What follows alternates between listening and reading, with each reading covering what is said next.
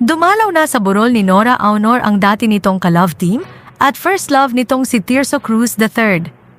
Ngayon ang huling araw ng burol ni Nora Aunor sa Heritage Park Chapels sa Taguig City at patuloy pa rin ang pagdagsa ng mga tao para masilayan si Nora Aunor sa huling pagkakataon. Sa gilid lang po tayo ha, para hindi po kayo nakasakay.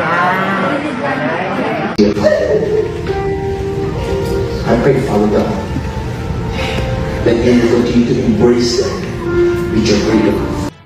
Kabilang sa mga dumalaw ngayon araw, ang first love at ka-love team noon ni Nora Aunor na si Tirso Cruz III. Makikitang kasama ni Tirso Cruz ang kanyang asawa, makikitang dumalo din sina President Bongbong Marcos at asawa nitong si Lisa Marcos na parehong dumalaw din sa huling araw ng burol ni Nora Aunor.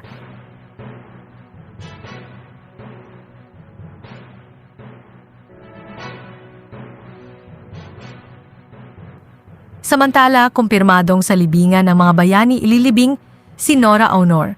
Bukas Abril 22, nakatakda ang state funeral para kay Nora Aunor. Ayon sa inilabas na anunsyo ng National Commission for Culture and the Arts, pagpupugay para kay Nora Aunor.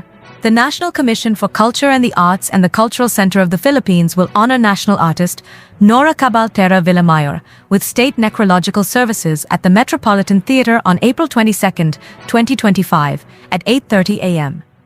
Magiging bukas daw ito sa publiko subalit limitado lamang ang mga upuan sa bilang na 270. The memorial service is accessible to the public. However, due to the limited seating capacity of the theater, 290 seats on the balcony section will be designated for general attendees. Ticket holders are encouraged to find parking in the vicinity, as there is no parking available on the venue grounds. Individuals interested in attending are required to register and secure tickets through Ticketmelon. Following the necrological tribute, state funeral rites will take place at the Libingan na mga bayani in Taguig City. Makikita sina Bongbong Marcos, asawa nitong si Lisa Marcos at Tirso Cruz III na magkakasamang sinilip ang kabaong ni Nora Aunor para masilayan ang superstar sa huling pagkakataon, sa huling araw ng burol nito ngayon, bago ito ilibing sa libingan ng mga bayani bukas.